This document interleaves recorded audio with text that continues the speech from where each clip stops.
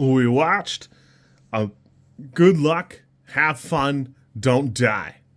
A man from the future arrives at a diner in Los Angeles where he must recruit the precise combination of disgruntled patrons to join him in a one-night quest to save the world from a terminal threat of a rogue artificial intelligence. The movie is 134 minutes long. It does seem a little bit long standing from the outside, but I gotta be honest with you, by the time the movie's over, I'm ready for another 134 minutes. I hope he's making another one. If you look back, Gore Verbinski has like a real interesting career. Just his catalog is bananas, and even if you just consider he made 3 Pirates of the Caribbean movies and all 3 of them are bangers, you gotta admit that he's got some chops here. He makes something real entertaining, and he makes it pretty often. You know, and I don't know his catalog perfectly. Like, I'm sure Lone Ranger is not as good as, you know, anybody really recalls, but I bet you he's got some more stuff in the pipeline that we're really gonna like. I would be not doing a good job at this if I didn't mention Sam Rockwell is so fantastic in this. And, you know, he's really somebody that, for me, flew under the radar. I didn't notice him and stuff for a real long time, but, you know, it's really getting better and better every time I see him. And even beyond Rockwell, he's got really a 5-stack cast of Lu Richardson. Partway through, like, the beginning of the movie, I went, oh, is that Michael Peña? I didn't know he was in it.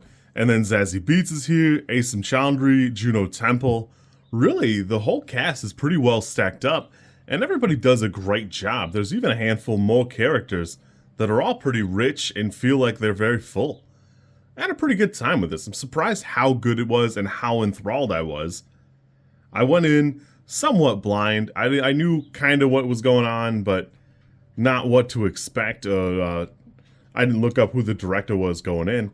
This is a really interesting film. It's got a lot to say, and there's a tweet going around where Gore Verbinski says he'll reimburse you if you've lost your job to AI, and I thought this would be very preachy, or I don't know, something like that, and I don't really feel that way.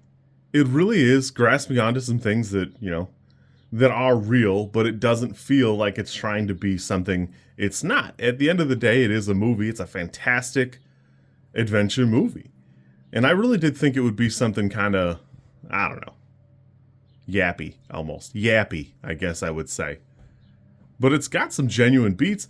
I think this writing is fantastic. Some of these jokes are so hilarious, I'm still thinking about them a day later that, you know, I really don't get tired of them. And there's this weird manic energy to all the characters and their little backstories. There's just such rich little things here and there going on that, you know, I think this will be a really watchable movie the way all 3 of the Pirates movies really stayed. They'll stay pretty interesting and they'll stay pretty fun. Really, I think it's a bigger crime that, you know, since Pirates, we've had Pirates back in 2003, 2006, 2007 out of Verbinski, and then, you know, 1, 2, 3. This is his 4th film since then. But damn, there really is a lot going on. And not to get too high on that horse, but Verbinski has a ton of music videos in his catalog too, and here it shows as well, because he knows how to keep a really interesting frame and show you something without just saying it, or having something be just him trying to explain it. He does a great job of show, don't tell, and I think it really stands on its own. I really could go for another one of these. I hope we do get another one. I had a great time with this. This for me is probably an 8. I could see a 9. I could see somebody kind of falling out of it. There is a lot going on, and especially the closer you get to the climax, it does seem like, I don't know, it does seem like you could feel some kind of way, but without talking too much about it, it's hard to say. I had a great time with this. You kids be good. If you're looking for something to watch this weekend, I think this is a solid choice. I was at the theaters twice yesterday, and upon leaving, I went, wow, man, I could go 3 more times tomorrow and still, you know, just barely have seen the things I wanted to see and not have seen everything here that, you know, for a February weekend. There's a ton of great stuff out. You kids be good. I will catch you later. And good luck. Have fun. Don't die. If you like this content, I'm supposed to ask you to like, comment, and subscribe. I think like is here, and comment is probably down there, and subscribe over there somewhere too. I think.